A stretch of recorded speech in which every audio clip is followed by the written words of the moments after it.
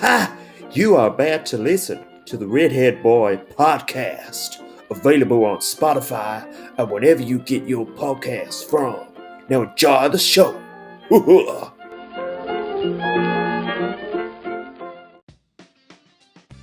Hi guys, and welcome to another episode of the Redhead Boy Podcast, hosted by me, Harry.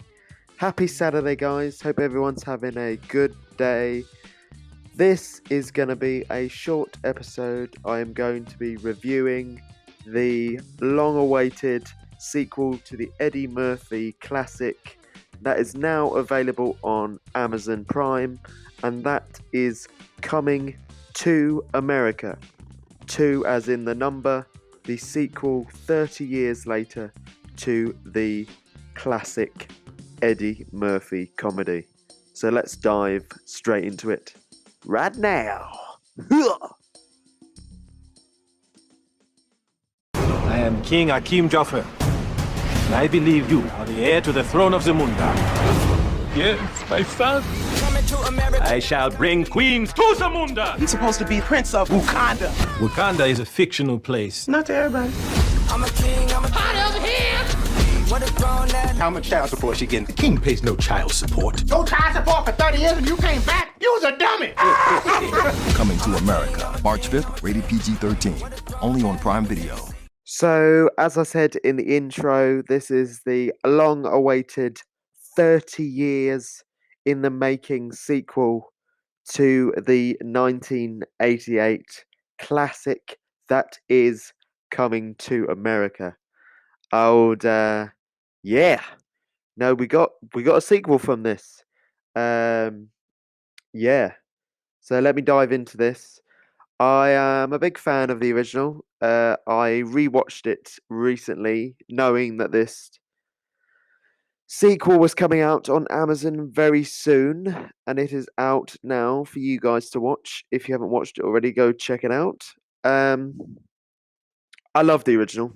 After rewatching it a few weeks ago, there's just so many laugh out loud moments and ridiculousness.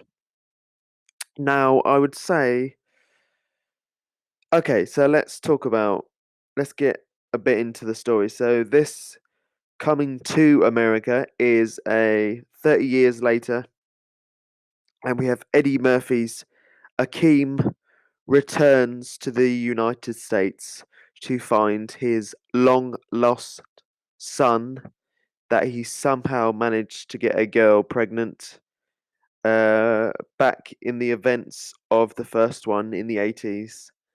They they have, as Hollywood has at the moment, it's got very much into doing the de-aging, and they have a scene in the film that they de-age Eddie Murphy and what's his face? Oh, Semi. What's his name? Old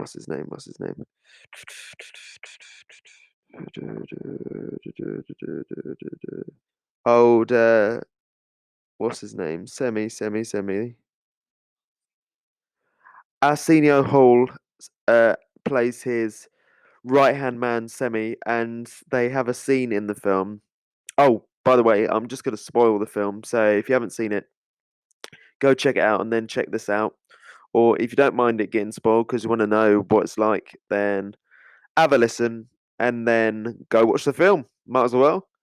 So, yeah, they do this scene that Eddie Murphy, a de-aged Eddie Murphy. The de-aging is alright, not too bad. You can see that it's a CGI face on top of a real face, but you know. And he ends up sleeping with a buxom woman, and that is the result of him having a son. And surprisingly, he finds this out 30 years later. His father, played by James Earl Jones, is dying. King Jaffe is dying, and he needs Akeem to have a male heir because, unfortunately, that is the rules in Zamunda, that only a male heir can take on the throne, and Akeem has only managed to produce 3 daughters.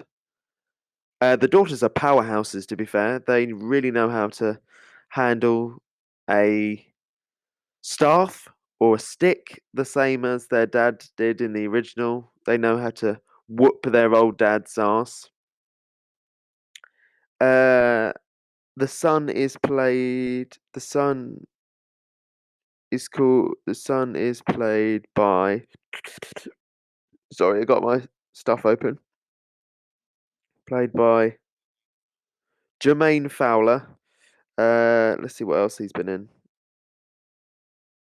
He's not been in a huge amount of stuff, but it's played by him. He's the long lost son, and he returns to Queens, and we see the classic original characters from the 80s version that Eddie Murphy also plays, the flamboyant barbershop owner, the white Jew man, and so many other characters return in this, obviously. That was funny to see, of course, for someone that loves the original. It was great to see Eddie Murphy leaning back into his old makeup days where he whacks on a different face or whacks on a fat suit like the trusty Nutty Professor.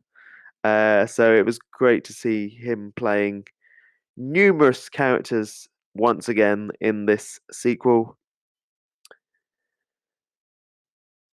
So Prince Akeem and Semi go back to Queens, even though Semi goes, when Akeem goes, Semi, we are going back to America.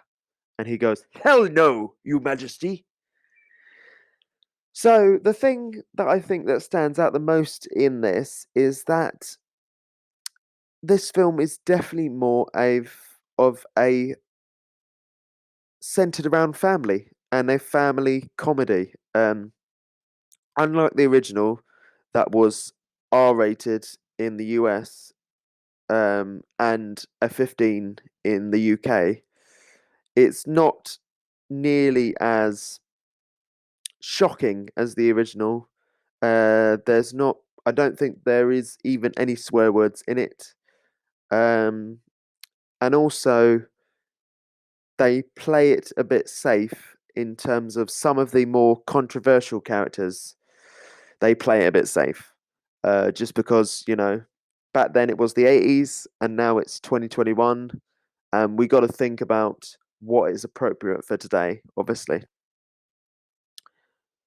Overall, the film was pretty good. It had some charm to it. It also has this funny joke in the film where the son, or Akeem's son, ends up falling in love with his royal hairdresser, and they have a conversation in the royal gardens about how much she loves American cinema. And Akeem's son jokes saying, oh, American cinema isn't great. All of it is just superhero films and sequels to films that were made 30 years ago.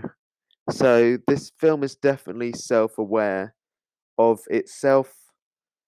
The thing that just not let me down, but I just didn't find it nearly as funny as the original, which is a little bit sad for an Eddie Murphy comedy and a sequel to such a funny film. If you guys haven't seen the original Coming to America, that is also available on Amazon Prime.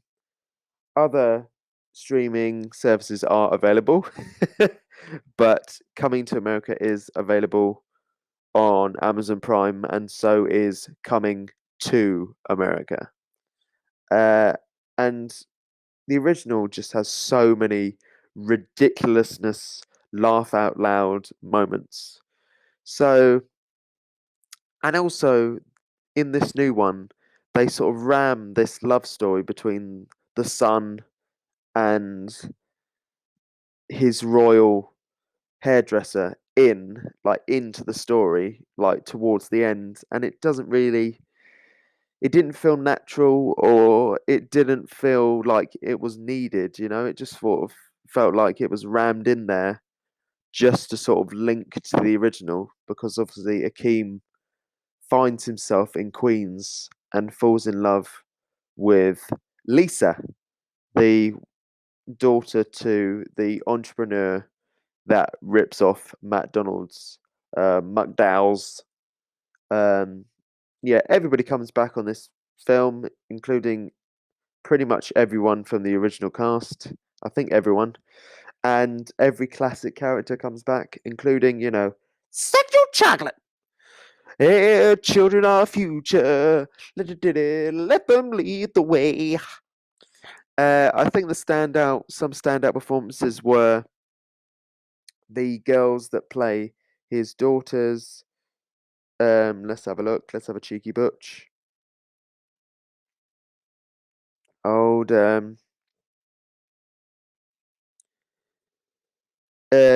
Kiki Lane plays Akeem's oldest daughter, and the eldest daughter doesn't really like this half brother of hers that's shown up in Samunda, because she wants to rule.